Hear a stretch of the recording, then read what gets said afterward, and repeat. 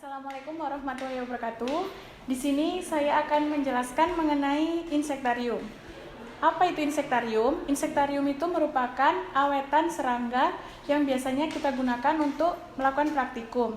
Nah, di sini yang kita butuhkan untuk membuat insektarium, yang pertama itu ada serangga yang akan kita awetkan. Di sini ada kupu-kupu dan juga di sini ada capung.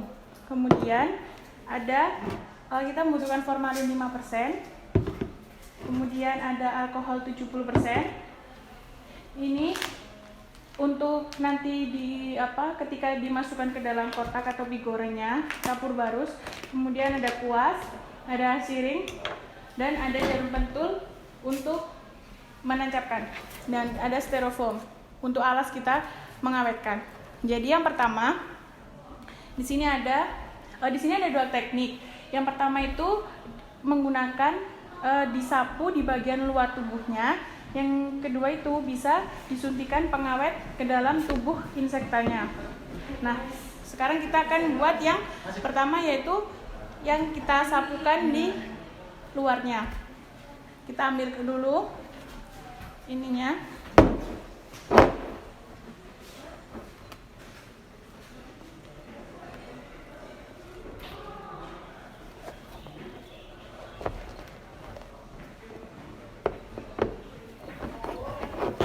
Nah, ini di sini ada kupu-kupunya.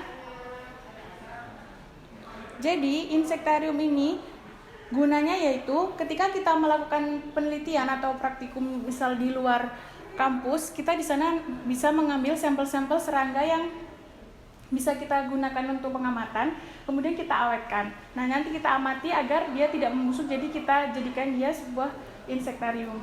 Nah, ini serangganya. Kemudian kita matikan dia menggunakan jarum pentul di bagian toraknya.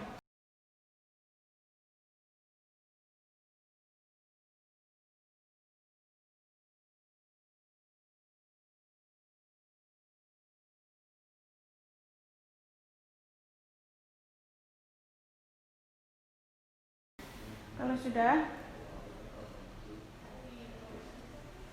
nah ini dia sudah mati. Kita tata di sini. Kita harus hati-hati agar dia tidak rusak.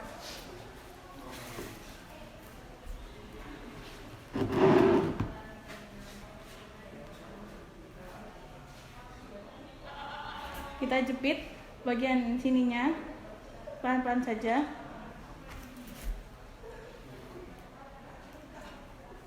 Nah, kemudian kita sapu dengan menggunakan formalin 5% dengan kuas.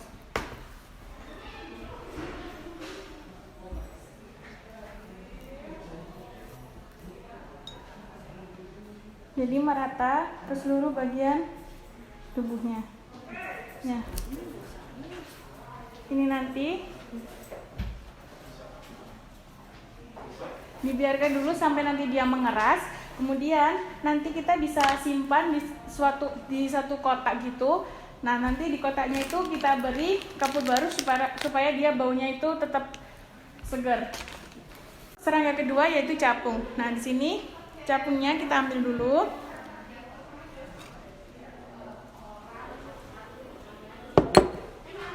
Nah, capung ini kita buat teknik yang kedua, yaitu dengan menyuntikkan formalin di abdomennya. Kita ambil formalinnya menggunakan siring.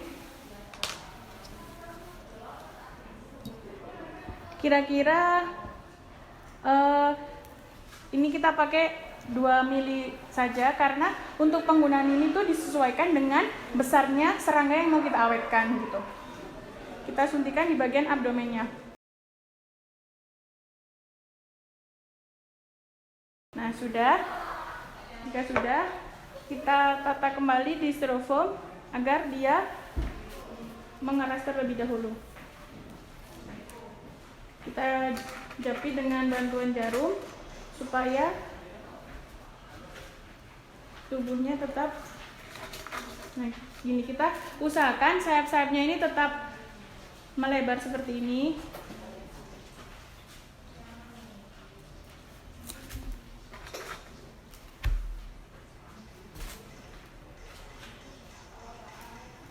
Nanti kalau sudah garing seperti tadi, kita masukkan ke dalam suatu wadah atau ya semacam toples begitu, atau pokoknya kita bingkai begitu supaya mudah diamati.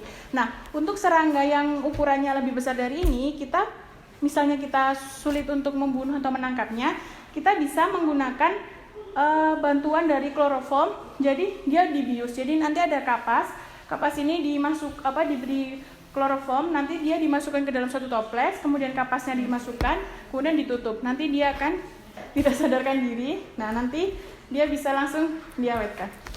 Jadi, ini adalah contoh insektarium yang sudah jadi. Nah, tadi kan fungsinya kita membuat insektarium itu agar hewan yang mau kita amati itu bisa awet dan bisa teramati. Nah, jadi ini contohnya, ini merupakan insektarium hewan atau serangga yang dari daerah Coban Tais. Nah, kita bisa mengamatinya itu menggunakan kaca pembesar seperti ini agar mengurangi intensitas kita untuk menyentuhnya supaya dia itu tetap dalam keadaan yang terjaga. Nah, kita bisa lihat seperti ini, kita amati satu-satu.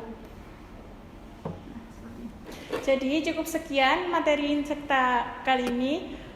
Selamat mempelajarinya adik-adik.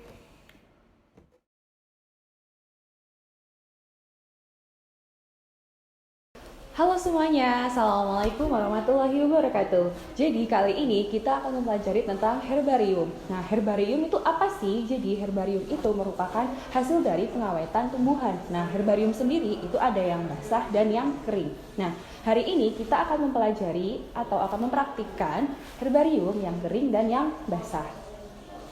Nah, langkah pertama yang harus kalian cari adalah contohnya. Di sini ada tumbuhan paku.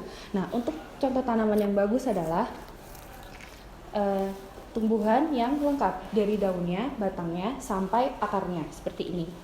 Nah, di sini saya akan memberikan contoh untuk pengepresan terlebih dahulu.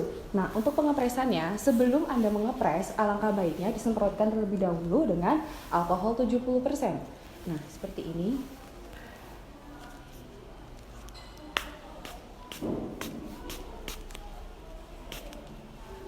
Belakangnya juga.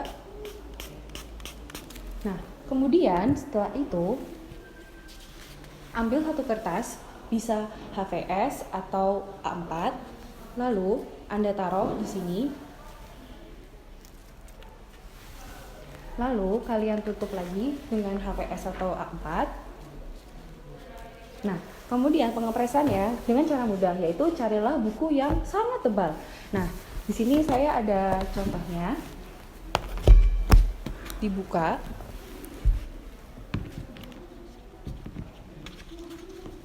Lalu dimasukkan. Setelah itu dipres. Presan ini bisa Anda tunggu 1 minggu hingga 1 bulan, bahkan 3 bulan. Semakin baik pengepresannya, maka akan semakin baik juga tumbuhan tersebut diawetkan secara kering. Nah, selanjutnya, tadi kan itu tumbuhan berupa tumbuhan tanaman paku, maaf. Nah, selanjutnya adalah bunga. Nah, di sini juga bunga sama, dari bunganya, daunnya, batangnya, sampai akarnya. Sama caranya, yaitu disemprotkan. Nah, di sini kalau misalkan alkohol yang nggak bisa disemprotkan, kalian juga bisa menggunakan kapas. Namun di sini saya memakai alkohol yang disemprotkan. Caranya tadi sama.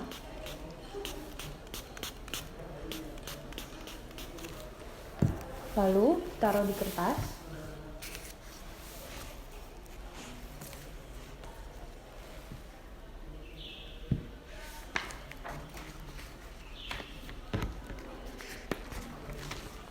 Kemudian dipres lagi. Seperti ini.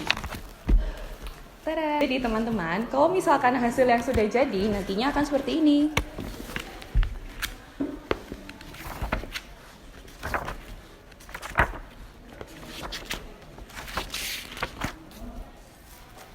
Nah, hasil yang sudah jadi nantinya akan seperti ini. Nah, buat untuk dipajang ataupun taruh di buku, biasanya itu bisa dengan cara yaitu mengambil kertas HVS atau A4, lalu nanti ditempelkan memakai lem seperti ini. Kemudian nanti kalian bisa siapkan ini yaitu kertas laminating seperti ini.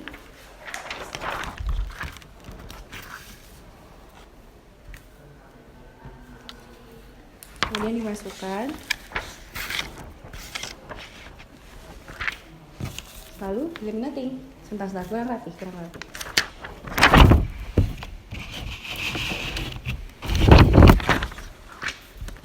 Lalu nanti bisa dipajang seperti ini. Sudah jadi deh herbarium keringnya. Halo teman-teman, kembali lagi bersama saya. Tadi kan kita sudah belajar bagaimana cara pembuatan herbarium kering. Nah, sekarang kita akan melihat hasil dari herbarium itu sendiri. Nah, di belakang saya itu terdapat herbarium kering. Bisa kalian lihat di sini di figura. Nah, herbarium kering ini merupakan Oshibana. Nah, Oshibana ini merupakan herbarium kering yang dijadikan sebagai estetika. Seperti itu, teman-teman. Halo teman-teman, kembali lagi bersama saya. Kalau tadi kan kita sudah melihat herbarium kering berupa Oshibana. Kalau sekarang kita melihat herbarium kering untuk media pembelajaran. Nah, bisa kita lihat di sini. Herbariumnya seperti ini. Nah, bisa teman-teman kalian lihat di sini. Kalau herbarium kering untuk media pembelajaran, dia akan ditaruh di kertas gading seperti ini. Kertasnya itu akan lebih tebal. Kemudian nanti tanamannya akan diberi keterangan seperti ini. Nah, di sini terdapat keterangan bahwa tanaman ini merupakan jarak kepiar. Nah, untuk pembelajarannya sendiri biasanya kita akan menggunakan kaca pembesar. Nah, kaca pembesar ini untuk melihat detail dari tanaman tersebut seperti tulang daun, akarnya berbentuk percabangan akarnya seperti apa dan cabang pada batangnya seperti apa. Seperti itu teman-teman. Ini ya.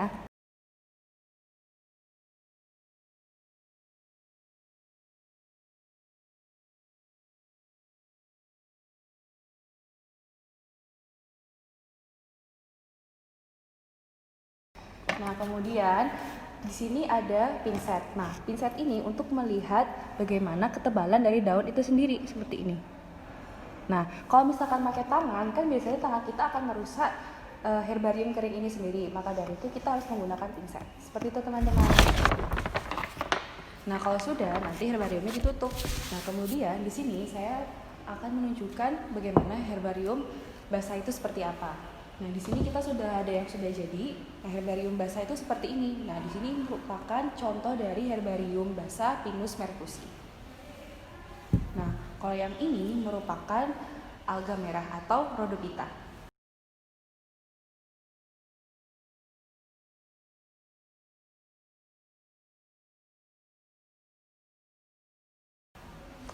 Baik teman-teman, terima kasih. Terima kasih sudah menyimak materi pada hari ini. Semoga materi hari ini bermanfaat untuk teman-teman semua. Jangan lupa belajar, semangat kuliah, jangan lupa patuhi protokol kesehatan COVID-19 dari pemerintah. Wassalamualaikum warahmatullahi wabarakatuh. Biologi Lebah madu.